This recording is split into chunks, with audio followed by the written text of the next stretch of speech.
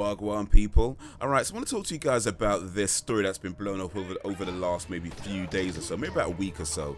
And it's concerning a 14-year-old boy and Epic Games who are suing the 14-year-old boy for cheating. And I find this story really interesting, really fascinating. I've been reading quite a bit about it over the last few days and reading some of the responses that I want to talk about as well. But before we go ahead, let me talk to you guys, or let me catch you guys up rather, about what's going on, or at least how I've understood it. So there's this 14-year-old boy who's playing Fortnite, and he's downloaded a cheat, an aimbot from a website so that he could, aim better and see people through walls and do various other things that give him a very distinct advantage in the game. He's been cheating, so to speak. And by the way, just real quick, apparently the website charges between $5 and $15 per month to use their aimbot service, which blows my mind completely. I mean, back in the day we used to have Game Genie, where you pay, I think it's like £40, but it's just like a one-off, and it gives you like a bunch of codes that you can use in the game. I never did that either, but that's just a one-off charge. These guys go monthly with their cheating service, but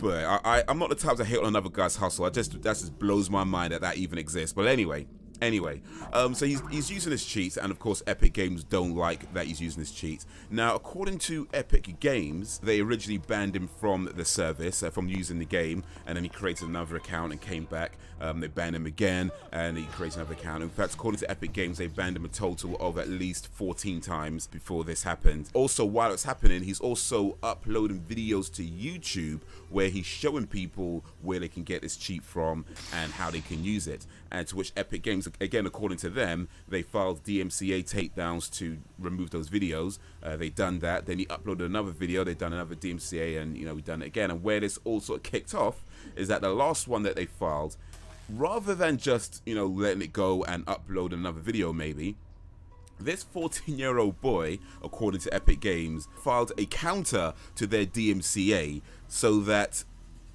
in other words, saying that he believe that they have no right to take down their video. Now, here's the thing real quick about this.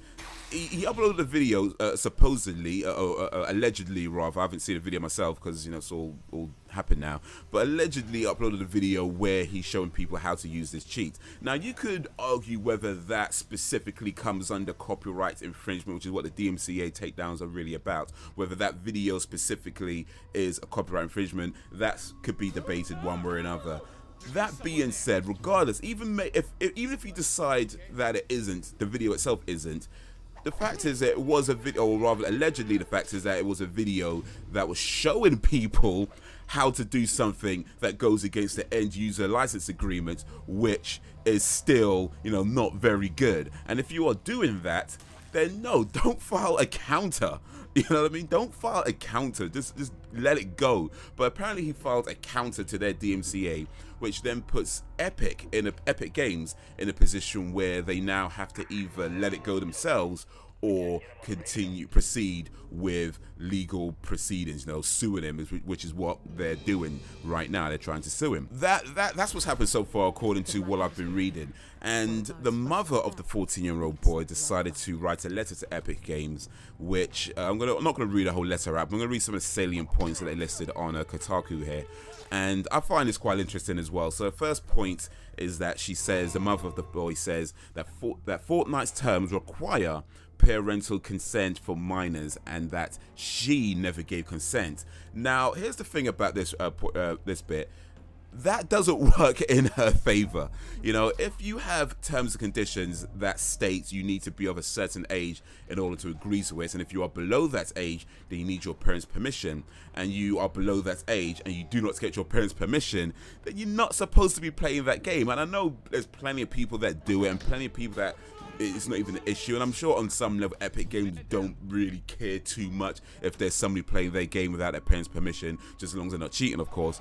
But if it comes to light that you are playing a game where you do not have permission to play that game, that's not the type of thing you admit to. It doesn't work in your favor, because it means that you shouldn't have been playing that game in the first place. It goes against the end user licensing agreement. The second point she makes is that the mother makes is that the case is based on a loss of profits, but argues that it's a free-to-play game, and that in order to prove a loss, Epic would need to provide a statement certifying that Rogers, that's the name of the boy, Rogers' cheating directly caused mass profit loss, and mass profit losses in quotation marks, because I guess that's what the term that they used. Now the thing about this is that on one hand she's not wrong. You know, you do have to prove that there was loss in order to sue somebody. That being said, it might not matter that much, because bottom line is they were doing something that goes against the end user licensing agreement. Once you do that, it doesn't really matter if they can't prove it, because what happens is that they're able to say, well, look, their statement or their position would be, but are you cheating on this game? That causes people to leave, because they're like, well, I don't want to play this game, I don't want to be around cheaters, I don't want to, it's not fair for me. So people who aren't cheating feel like they're not putting a bother, and because the game, although it might be for free, the game you get for free, they make their money through microtransactions. So if people are leaving the game, they're not going to be buying microtransactions, and if you're cheating, yeah, you're probably not buying microtransactions either. So yeah, they don't, strictly speaking, have to prove a loss. I mean, I guess it depends on how much money they're trying to get out of him, I suppose. But what it does come down to, or it could come down to rather, is that the fact that he was still doing something that goes against the end user license agreement. And once you've done that, anything else as well, as a result, or as the reasons why we have these in place, is so that we can curate a gaming experience. And once you do, if you do anything that goes against that, then they cannot curate that gaming experience, and anything that happens afterwards, they can then say, well, look, this is because of that. And once it's proven, or once they've admitted that they were doing it, then yeah, again, doesn't quite work in their favor. So yeah, maybe not the type of thing you should be bringing up to. I think she should have got a lawyer, is what I'm trying to get at, really. That's my overall point to the mother's letter. She should have talked to a lawyer first before writing this letter. Anyway, there's more points that she makes. She claims that by going after individual players rather than the website selling or providing the software necessary to cheat in an online game, Epic are using the 14-year-old boy, her son, as a scapegoat. Now for this bit, absolutely they are. Him and the other eight people that they're trying to sue. It just turns out that this was a 14-year-old boy. According to what I've read, apparently they may not have known that he was a 14-year-old boy before they filed the legal stuff. But now that they do know he's a 14-year-old boy, they're saying, look, well, regardless of age, you know, they're just going to go ahead with it anyway. And I get that to an extent. I'll talk more about that a bit later on. But yeah, they're absolutely using them as a scapegoat. They're setting an example so that anybody else who comes across these websites, whether it's the same website or another website, they might be thinking, well, you know what? They even sued a 14-year-old boy over this.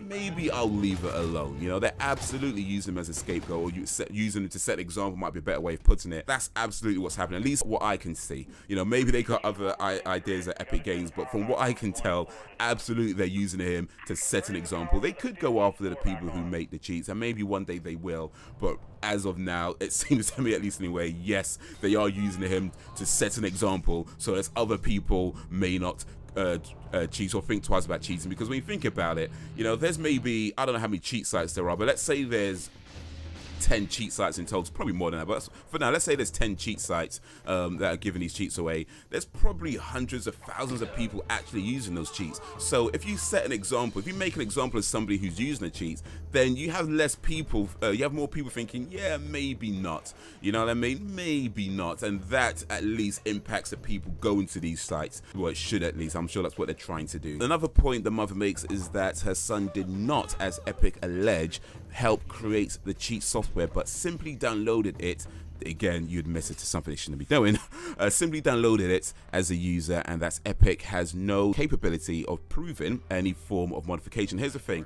He may not have made the code himself by using it. He does actually, he has modified the game, because what happens, you download the aimbot and then you use it on the game, it modifies the game. So even if you didn't make the code itself, by you using the code, you are modifying the game code. So just by them admitting that he downloaded this aimbot and used it, they are admitting that he did modify the code. He may not have made it, but he did modify the game code, and again goes against the end user license agreement. And the last points that the mother makes is that by releasing her son's name publicly in conjunction with the move, that Epic has violated Delaware laws related to the release of information on a minor. Now, I can't speak on Delaware laws. That may be true. It sounds like something that could be true, because I think other places have similar laws when it comes to giving that information. That's why you often hear things like changing names to protect the innocent or protect the young, or, you know, things along those lines. So that could possibly be true, and perhaps the only thing that she might have got right. But anybody who's a bit more familiar with Delaware laws could comment on that. But everything else, yeah, she really should have got a lawyer before writing that letter. She just admitted that one, that he had no rights to be playing the game, no permission to be playing the game, and yeah, did modify the code. Maybe not in her mind, but yeah, did modify the code and ultimately broke the end user license agreement. But a few other points I want to respond to as well that I've seen as I was reading about this and what other people have said is that, yeah, just because you don't read the terms and conditions or the end user license agreement, and I get it, you know, they're long and I don't always read them myself. In fact, I've actually only ever read them once, which is when I used to work in insurance, and because, you know, kind of had to then at that point. But most of the time I might skim through a little bit and, you know, just, yeah, fine, agree to that.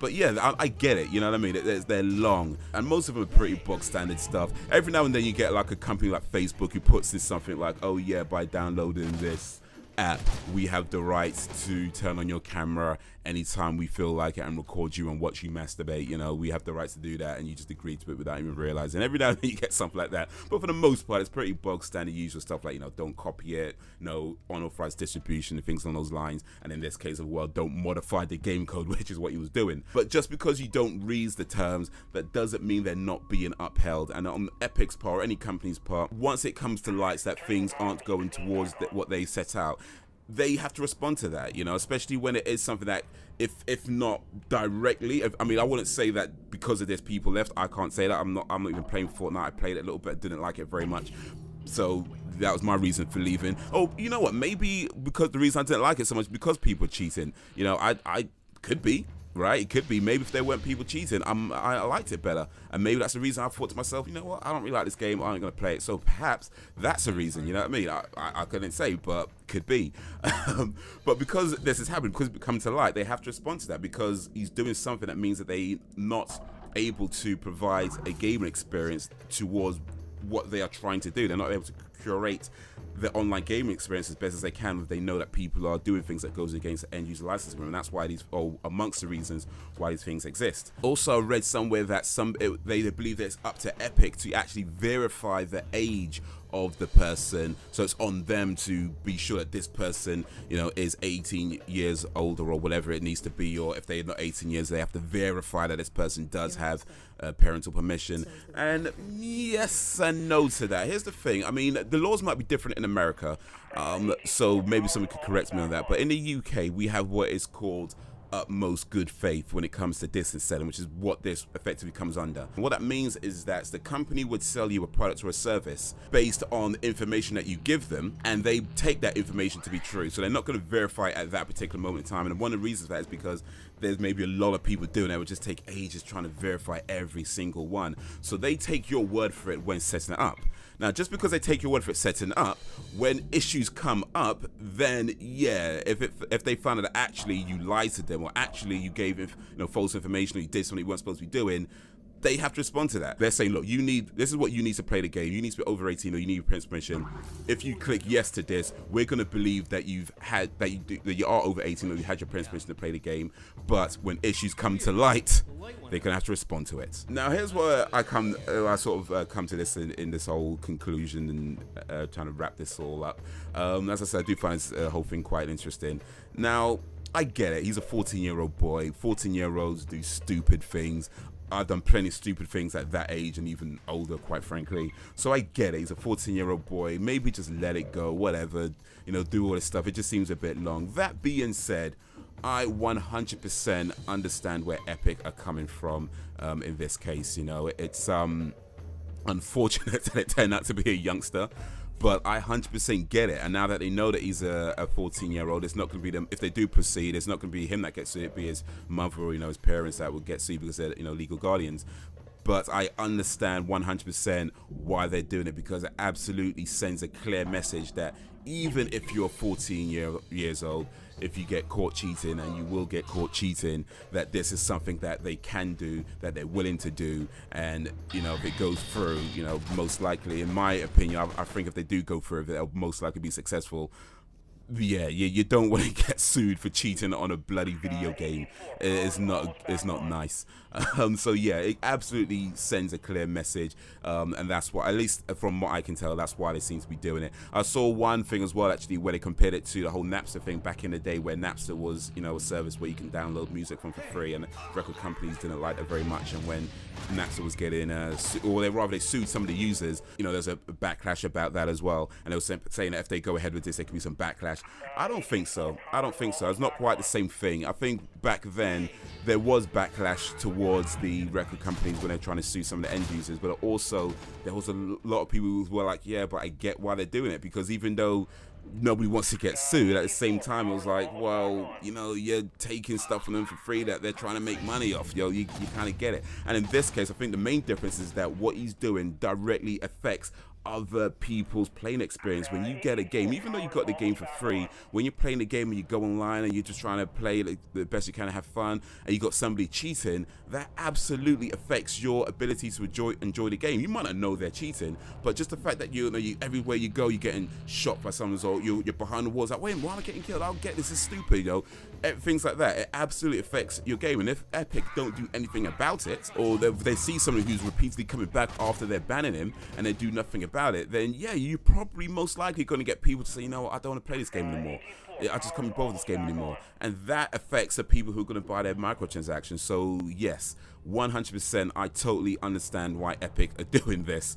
It's unfortunate that it's a youngster, but I 100% get it.